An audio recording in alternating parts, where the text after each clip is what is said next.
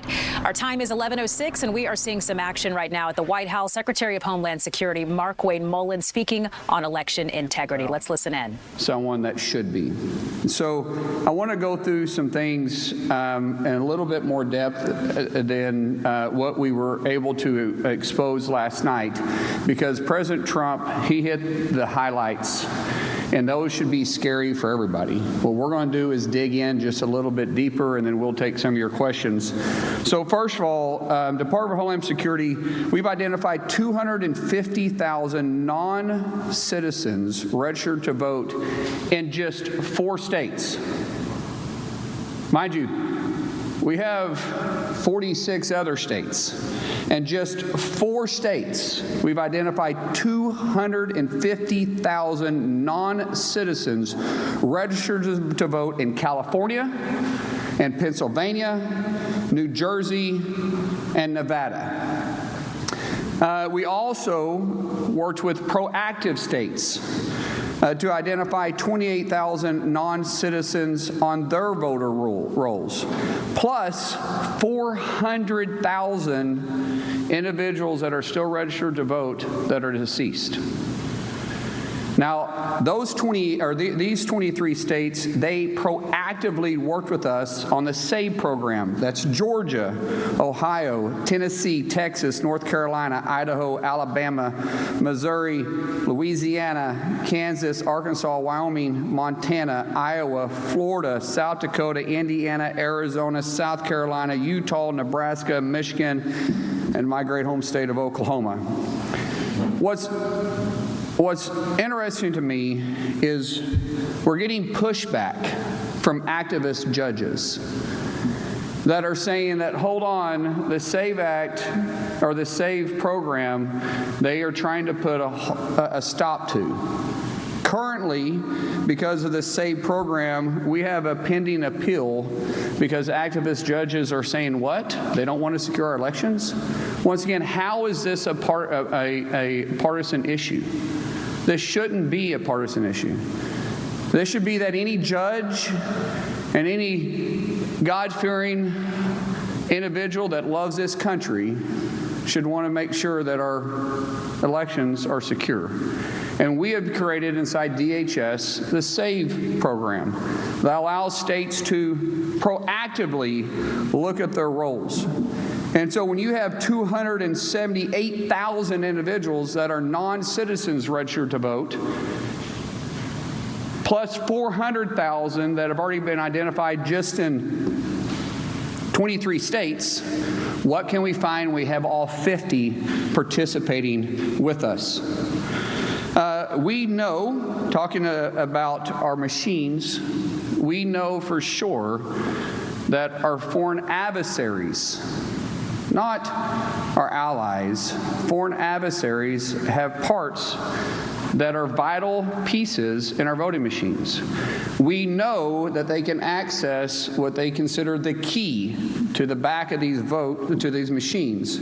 We know that they can change voter registration and your vote. We know it's possible. There's not a question. It's not even for debate. One thing that I love about numbers and I love about facts is they don't lie.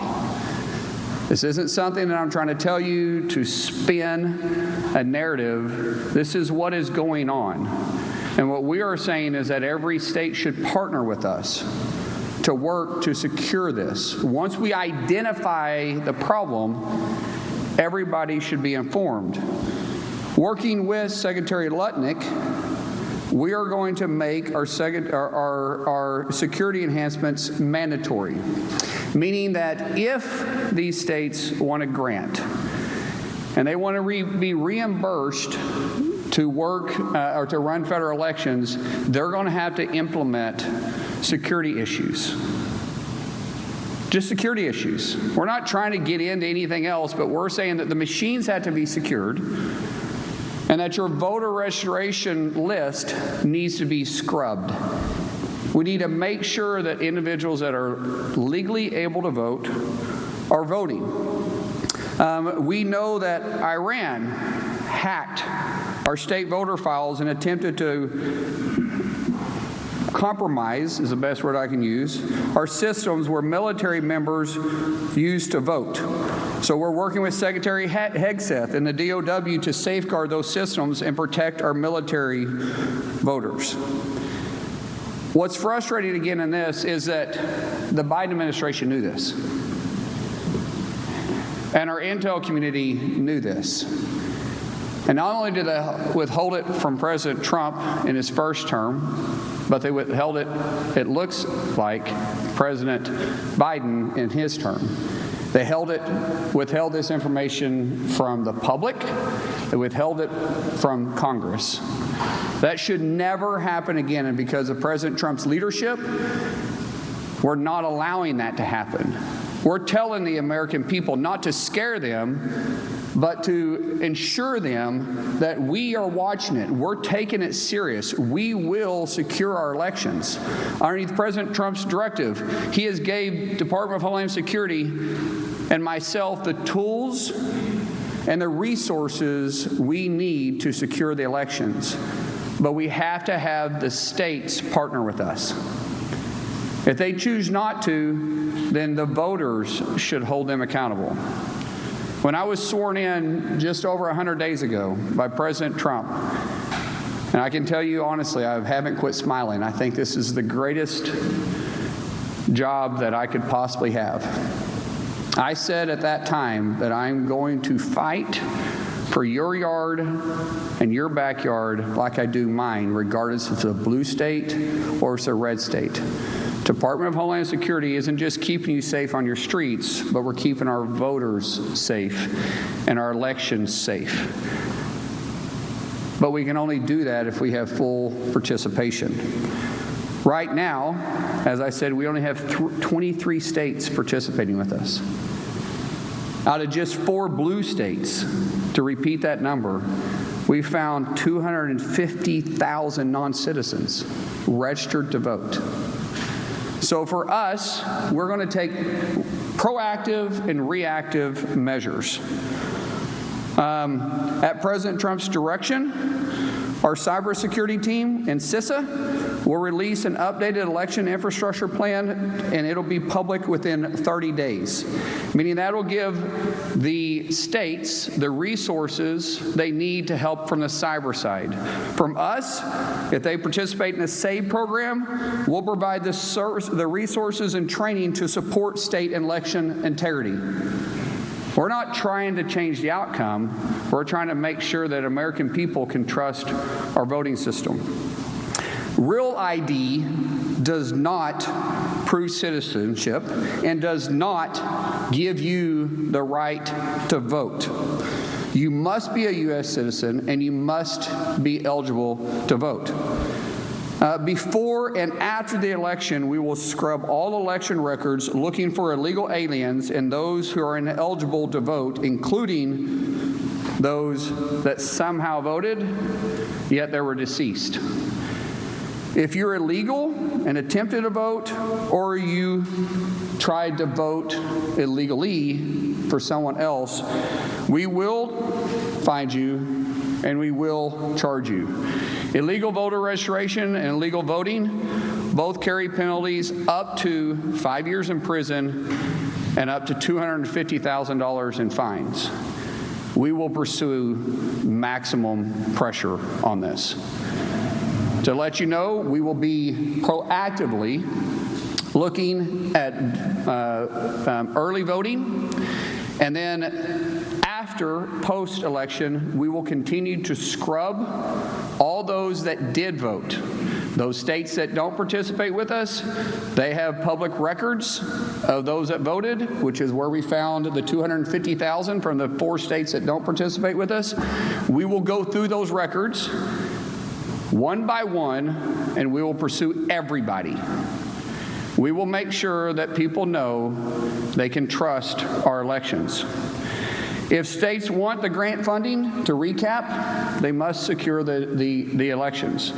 I want to thank President Trump's proactive approach to this. He has put together a remarkable team that not only is informing the public about what's going on, but we're also informing Congress, we're informing our states, and we're going to secure our elections. States must be aware of the real threats for voter registration and the system breaches. And I do want to reemphasize the system breaches. Our machines are vulnerable. There are steps that can be made right now that can secure those. I would ask not just the public, but the media. That question should be asked of blue states, because we have red states participating with us. We have some red states that aren't. Every state that's not participating with us should be asked the hard question, why not? What are you afraid of? If they're not willing to do it, it should raise serious questions. It's not that hard. This isn't a partisan issue. So in conclusion, to recap, under President Trump's leadership, DHS is well prepared to support all states, red states, blue states, and local election officials ahead of the midterms. States must do their part to secure our election systems, and we stand by to help. If you are an illegal or you're voting illegally, we will hunt you down, we will find you, and we will prosecute you. The American people must have confidence in our elections. Election security is not a partisan issue, and Homeland Security, we're here to support everybody. The American people, the states, even the media, to get access and the information they need to hold the states accountable. So with that, I'll open it up for questions. Yes, ma'am.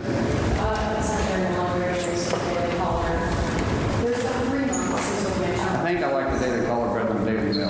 I really don't like it. I'll take it. We're on competition with each other. There's not 3 months until midterm elections. I'm sure people are watching President Trump's speech last night, they're watching their remarks today, and they're feeling uneasy about casting their vote in the midterm elections.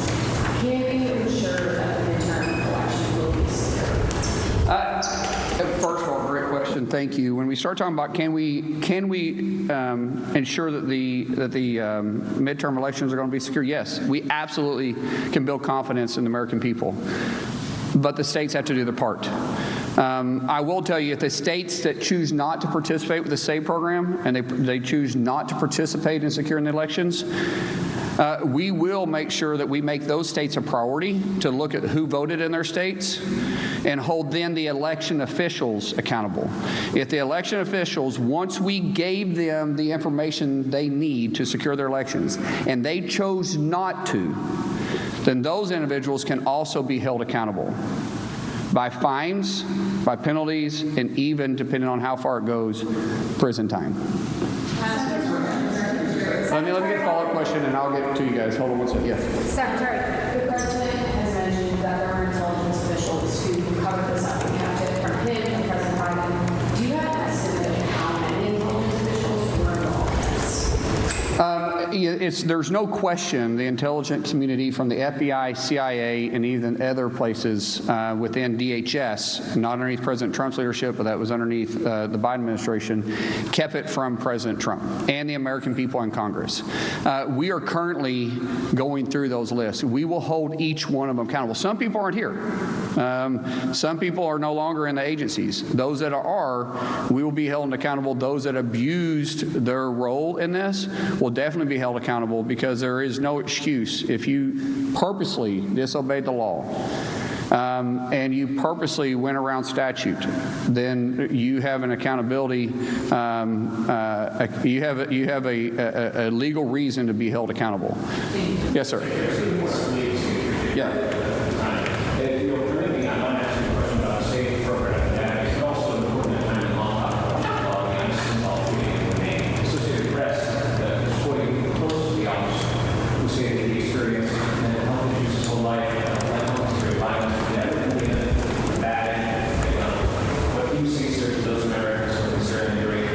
Sir, I have not heard that at all, but we understand that it's being investigated, and we'll allow the investigation to go through. That's all I'm going to say about that. Yes. Hi, thank you so much. Yes. Kara Castronova from... I got back here in the back. National TV. Thank you so much for doing this briefing today. Is there any analysis on what went wrong with CISA in 2020 and the premature analysis that it was the most safe and secure election? It's now being revealed that obviously it was not. Will Chris Krebs or anybody that was involved in that premature analysis be held accountable? Everybody that purposely misled the American people, abused their power and their authority, and decided not to continue doing their job will be held accountable. What does that accountability look like? I don't know. Is it criminal? We'll pursue criminal charges. If it is not criminal, we'll make sure you never work for the federal government again and you never have the ability to have a clearance again. Yes, right here. I will look this way next, I promise. Some of your numbers, you have 278,000 non-citizens who are on voter rolls. Any indication of how many people actually voted, or the 400,000 that are actually deceased? Any indication, total number of people that did vote, and what is your ballpark for how many of these people are actually voted in terms of movement? So those that we've identified, the 278,000 non-citizens and the 400,000 deceased, we are now going through that record. We're standing up a department in DHS. Heather Honey, who is doing a great job exposing all this and working with the team together. Joe Edlow with USCIS and other teams. We are going through these files one by one.